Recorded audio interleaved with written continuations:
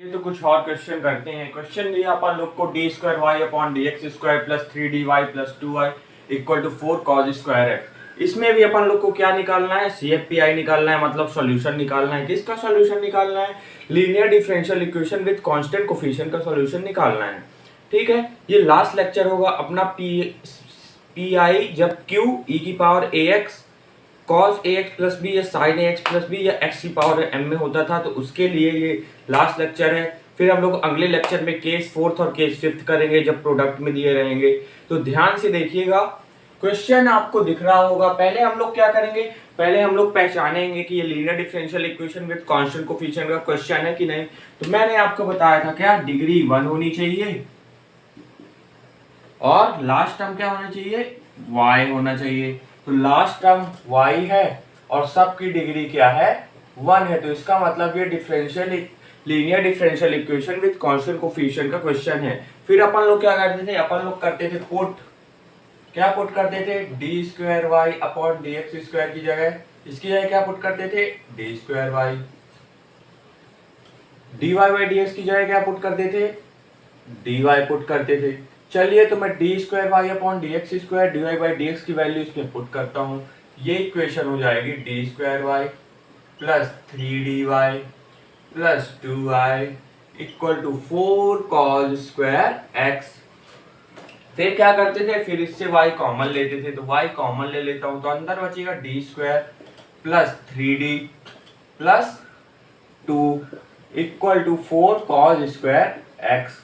ये क्या है अपना? जो d के टाइम में होता है वो होता है फंक्शन ऑफ d।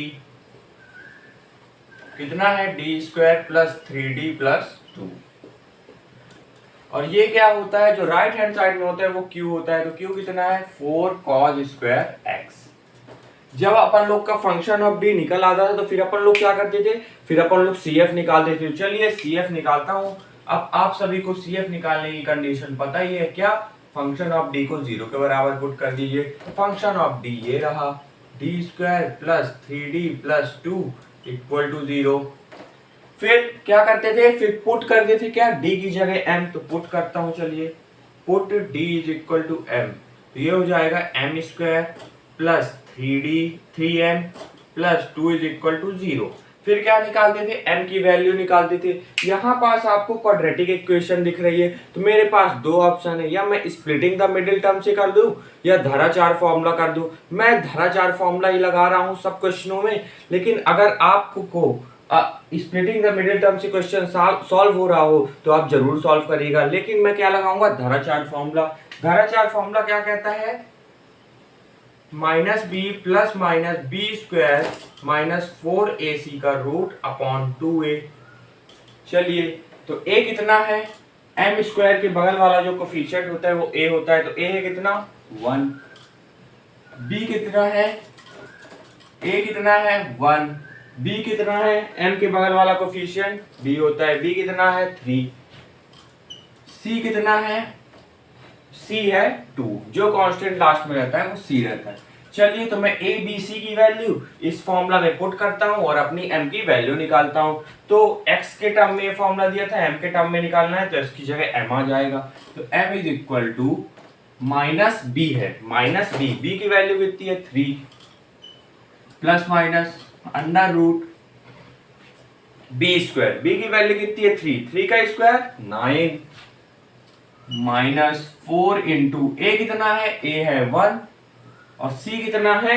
c है 2 अपॉन 2 इंटू a कितना है? a है 1। फॉर्मूला होता है minus b plus minus under root b square minus 4ac upon 2a। चलिए, तो इसको सॉल्व करता हूं। तो m is equal to minus 3 plus minus under root 9 minus ये इंटू है बीच में 4 टू द 8 अपॉन 2।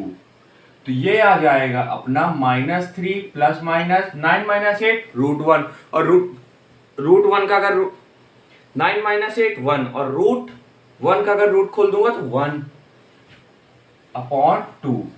चलिए, तो इसकी दो वैल्यू निकलेंगी m की। एक क्या? माइनस 3 और जब बीच में प्लस रहेगा 1 अपॉन 2। तो m हो जाएगा कितना? Minus plus minus plus minus, लेकिन साइन किसका लगेगा, माइनस का, तो ये हो जाएगा 2/2। तो m की वैल्यू एक आ गई -1। ठीक है, एक m की वैल्यू क्या आएगी, -3। अभी हम लोग ने प्लस वाला टर्म लिया था, अब क्या लेंगे, माइनस वाला टर्म। तो -3 -1/2, तो m हो जाएगा माइनस माइनस प्लस 3 + 1 4 हो जाएगा, लेकिन माइनस में ये हो जाएगा -2। जो अपनी m की वैल्यू आई है तो वो आई है -1 और -2। मतलब क्या, मतलब 2 real and unequal value of m आई है। 2 real and unequal value of m आती थी तो मैंने आपको CF का फॉर्मूला उस चार्ट में बताया था। मैंने बताया था आपको कि इस चार्ट को बहुत ही अच्छे से आप याद कर लीजिएगा, रट लीजिएगा, कहीं चिपका लीजिएगा, तभी आपसे CF निकालते आएगा जब आपको फॉर्मूला बनेगा। चलिए CF का फॉर्मूला लगाते हैं 2 रियल और अनइक्वल रूट पे। CF का फॉर्मूला क्या होता है, CF का फॉर्मूला होता है 2 रियल एंड अनइक्वल रूट के लिए e की पावर m1x प्लस e की पावर m2x। तो चलिए वैल्यू पुट करता हूं, इसको मैं m1 मान लेता हूं, इसको m2 मान लेता हूं। आप किसी को भी m1 और m2 मान सकते हैं, आपके श्रद्धा के अनुसार है। चलिए, लेकिन मैं m1 इसको मान लिया, m2 इसको मान लिया, तो ये हो जाएगा e की पावर में -x, m1 की वैल्यू पुट कर दी -1, प्लस e की पावर में -2x, m2 की वैल्यू कर दी, पुट कर दी -2। ये निकल आया अपना CF। ठीक, पॉज करके इतना नोट करिए और फिर अपन लोग क्या निकालेंगे, फिर अपन लोग निकालेंगे PI। चलिए, CF अपन लोग ने निकाल लिया है। जब अपन लोग CF निकाल लेते थे फिर क्या निकालते थे, PI निकालते थे। चलिए निकालते हैं फॉर PI। PI के लिए क्या करना होता है, PI के लिए फॉर्मूला होता है, क्या होता है formula, 1 function of d into Q. Function of d कितना है, फंक्शन ऑफ d ये रहा। मैं यहाँ पास रब कर दिया हूं इसलिए नीचे लिख दिया हूं ताकि क्वेश्चन करने में आपको दिक्कत ना हो। ठीक है, तो PI equal to 1 function of d कितना है, इतना है, d² plus 3d plus 2 into 4 cos² x। अब आप यहां पास कहेंगे भाई साहब की ना यहाँ पास e की पावर में ax के फॉर्म में q है, ना x की पावर m के फॉर्म में q है, ना cos ax प्लस b, ना sin ax प्लस b के फॉर्म में q है। तो यहाँ पास क्या लगाएंगे, यहाँ पास q जो दिया है वो है cos² x। ऐसा तो हम लोग ने फॉर्मूला कोई पढ़ा नहीं है कि cos के ऊपर जब स्क्वायर लगा हो या cos की पावर में n हो तो कौन सा फॉर्मूला लगेगा, है ना। तो लेकिन अपन लोग ने 10वीं या शायद 12वीं या 11वीं में एक आइडेंटिटी पढ़ी थी, क्या, cos 2x की, आपको ध्यान हो cos 2x की क्या आइडेंटिटी पढ़ी थी, अपन लोग ने cos 2x की आइडेंटिटी पढ़ी थी कि 2 cos² x -1। एक आइडेंटिटी ये पढ़ी थी, एक आइडेंटिटी पढ़ी थी 1 - 2 sin² x, एक आइडेंटिटी और पढ़ी थी cos² x minus sin² x। ठीक, ये तीनों आइडेंटिटी पढ़ी थी। ठीक, तो ये दोनों आइडेंटिटी का अपना कोई रूल नहीं है क्योंकि अपन लोग को किसकी वैल्यू निकालनी है, cos² x की। तो मैं क्या करूंगा, यहां से इस फॉर्मूला से cos² x की वैल्यू निकालूंगा। ठीक है, तो चलिए मैं निकालता हूं। तो cos 2x, ये -1 है तो इधर गया +1 और ये 2 नीचे आ गया, तो cos² x की वैल्यू आ गई अपनी। तो मैं क्या करूंगा, इस cos² x की वैल्यू यहाँ पास पुट कर दूंगा और यहाँ पास पुट कर दूंगा तो फिर आप देखेंगे कि क्वेश्चन सॉल्व हो जाएगा। तो चलिए वही करता हूं मैं यहाँ पास पता है क्या लिखूंगा, पहले मैं लिखूंगा we know cos 2x equal to क्या होता है, 2 cos² x -1। ठीक, तो यहां से cos² x की वैल्यू क्या आ जाएगी, cos² x की वैल्यू आ जाएगी cos 2x, ये माइनस इधर आएगा तो प्लस हो जाएगा और ये 2 नीचे आ जाएगा। ये आ गई अपनी cos² x की वैल्यू। बस इस क्वेश्चन में इतना सा ही ट्विस्ट था कि cos² x की अपन लोग को वैल्यू रखनी पड़ेगी, इसलिए मैं क्वेश्चन करवा रहा हूं। ठीक, चलिए तो अब मैं PI की वैल्यू पुट कर देता हूं। PI की वैल्यू क्या है, 1/d² प्लस 3d प्लस 2। अब मैं क्या करूंगा, इस cos² x की जगह ये पुट कर दूंगा। तो चलिए पुट करता हूं, तो क्या है 4 × cos² x की जगह पुट कर दूंगा cos 2x + 1 अपॉन 2। तो 2 से ये 4 गया तो बचा 2, तो पी आई जो हो जाएगा वो हो जाएगा 2/d² plus 3d plus 2 into cos 2x plus 1। फिर वही प्रोसीजर करेंगे। कौन सा प्रोसीजर? इसको मैं इससे इंटू कर दूंगा। तो चलिए इन दोनों से मैं इसको इंटू करता हूं, तो जो पी आई अपना हो जाएगा वो हो जाएगा, 2 को बाहर लेता हूं तो हो जाएगा ये 1 cos 2x। एक काम करता हूं, 2 को भी अंदर इंटू कर देता हूं, तो ये हो जाएगा 2 cos 2x upon d² plus 3d plus 2, और ये हो जाएगा प्लस में 1 अपॉन ये 2 का भी इंटू होगा तो ये हो जाएगा 2/d² प्लस 3d प्लस 2। ठीक। फिर मैंने आपको बताया था कि इसका पी आई आप अलग निकालेंगे, इसका पी आई आप अलग निकालेंगे। इसका पी आई तो निकाल सकते हैं cos ax के फॉर्म में, इसका पी आई भी निकाल सकते हैं, इंटू 1 कर देंगे और e की पावर 0x पुट कर देंगे। e की पावर 0x की वैल्यू 1 होती है और e की पावर x के फॉर्म में इसका निकाल लेंगे। पिछले क्वेश्चन में शायद अपन लोग ने किया है।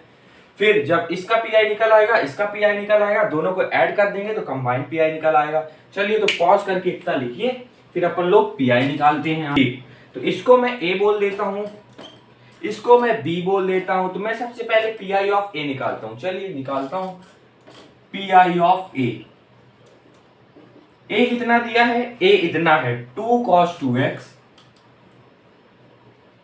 Upon d² plus 3d plus 2। जब cos ax या sin ax के फॉर्म में दिया रहता था तो मैंने आपको बताया था कि आप d² की जगह क्या पुट करेंगे?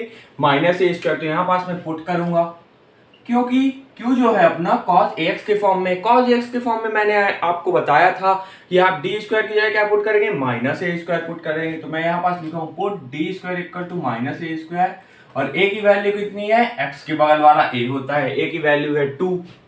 चलिए तो पुट कर, चलिए तो अब मैं वैल्यू पुट करता हूं, तो ये हो जाएगा 2 cos 2x।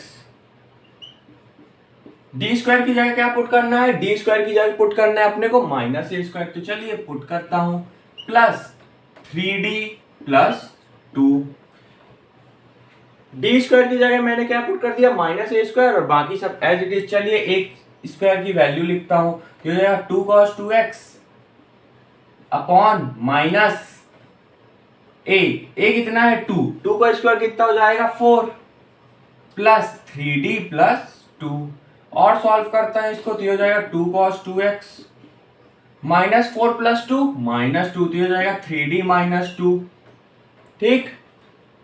ये क्या निकालने हम लोग? पी आई ऑफ ए। यहां पास हम लोग फंस गए। कैसे फंस गए? अगर यहाँ पास 1/d होता तो मैं इंटीग्रेशन dx कर देता, लेकिन यहाँ पास है 3d माइनस 2। लेकिन मैंने आपको पिछले क्वेश्चन में बताया कि अगर आप ऐसे क्वेश्चनों में फंस जाए तो क्या करेंगे? रैशनलाइज कर देंगे। तो वही हम लोग यहाँ पास करेंगे। चलिए करते हैं।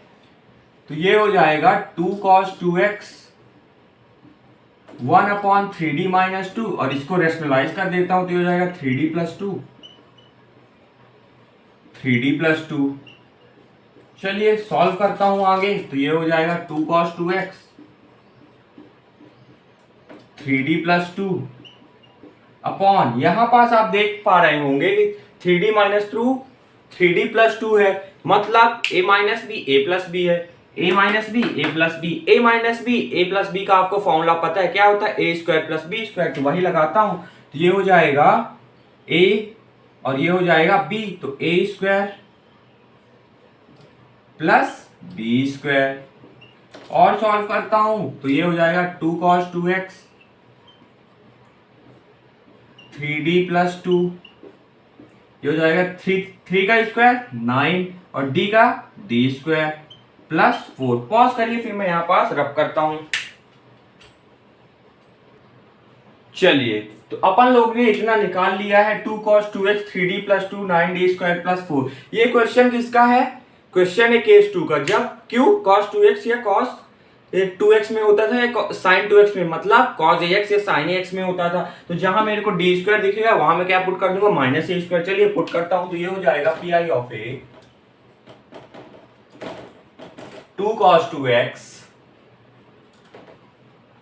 3d प्लस 2 अपॉन इस 9d स्क्वायर की जगह क्या पुट कर दूंगा, 9 माइनस ए स्क्वायर पुट कर दूंगा।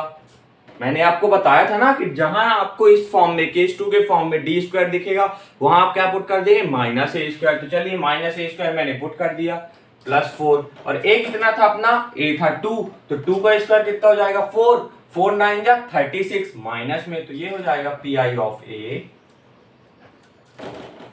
2 cos 2x 3d प्लस 2, ठीक, अपॉन माइनस 36 प्लस 4।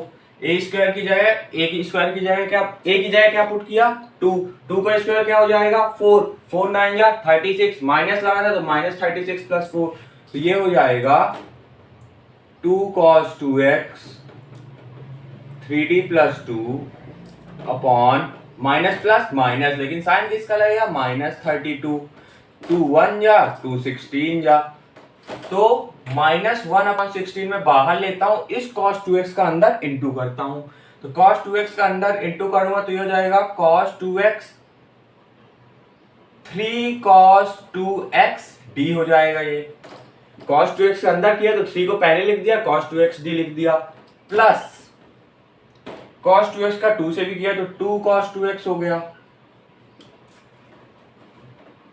अब अपने को पता है, क्या पता है कि d होता है d बाई डी एक्स,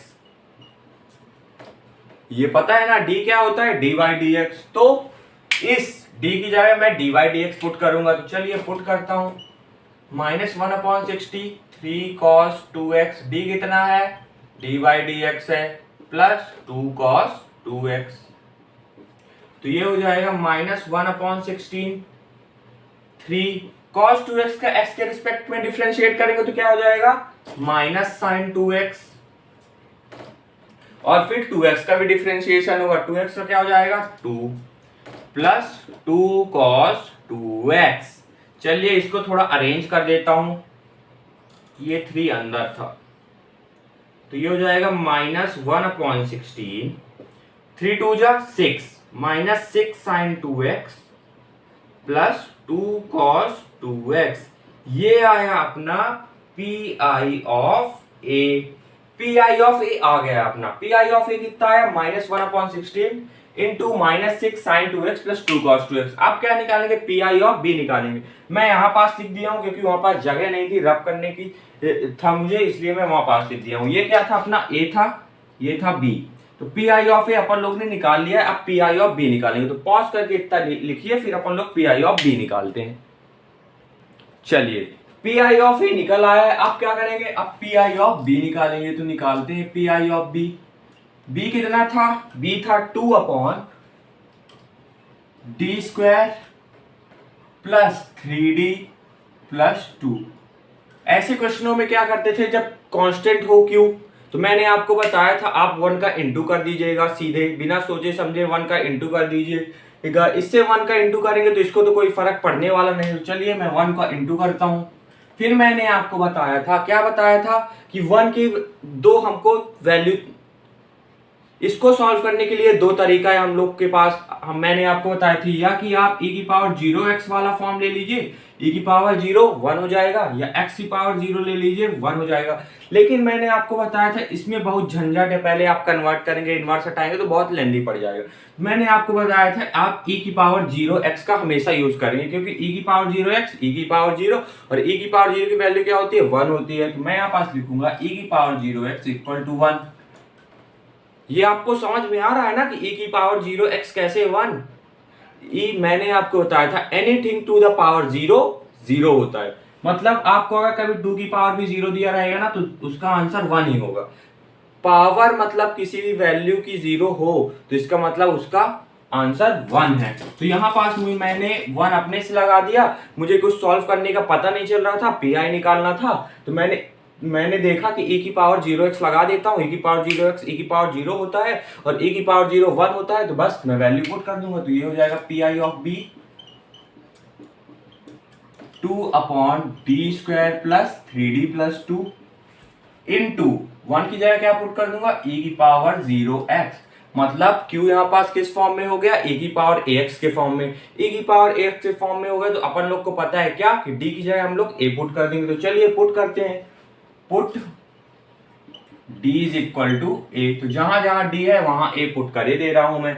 चलिए तो ये हो जाएगा 2/a² plus 3a plus 2 into ई की पावर 0x। तो ये हो जाएगा 2/a कितना है, a है अपना 0, x के बगल वाला जो कोफिशिएंट होता है वो a होता है, a है 0। तो ये हो गया 0 प्लस ये हो गया 3 इंटू 0 प्लस 2 इंटू ई की पावर 0x। तो ये हो गया 2 इंटू ई की पावर में 0x अपॉन 2। तो ये 2 से 2 गया तो अपना हुआ e की पावर 0x, और e की पावर 0x क्या होता है, e की पावर 0x होता है 1। तो पी आई ऑफ बी कितना निकला, पी आई ऑफ बी निकला अपना 1। पी आई ऑफ ए आ गया, पी आई ऑफ बी आ गया, पी आई ऑफ ए और पी आई ऑफ बी को यहां पास रख देंगे तो पी आई ऑफ सॉल्यूशन निकल आएगा, मतलब कंबाइंड पी आई निकल आएगा। तो चलिए पुट करते हैं, पॉज करके इतना नोट करिए। एक काम करना, वो जो इक्वेशन अपनी पी आई बनी थी उसको 1 दे देना, फिर यहां लिखना from 1 P I is equal to, P I of A कितना निकला है, पी आई ऑफ ए इतना निकला है -1/16 minus 6 sin 2x plus 2 cos 2x।